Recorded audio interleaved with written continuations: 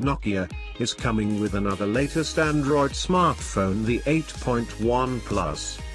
Nokia 8.1 Plus display comes with 6.22 inches IPS LCD capacitive touchscreen display having resolution of 1080 x 2520 pixels.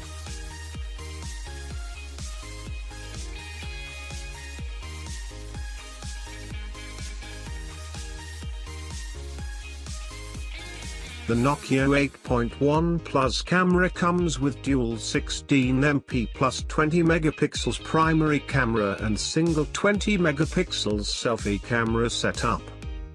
The smartphone memory comes with 64 128ths of a gigabyte of internal storage with 6/4 of a gigabyte of RAM. Internal storage can be expandable via microSD up to 400 gigabytes.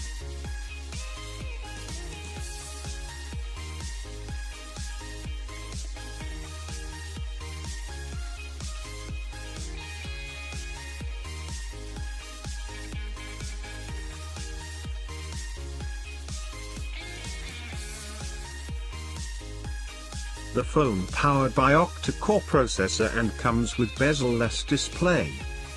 The body of phone is made out front, back glass and aluminium frame.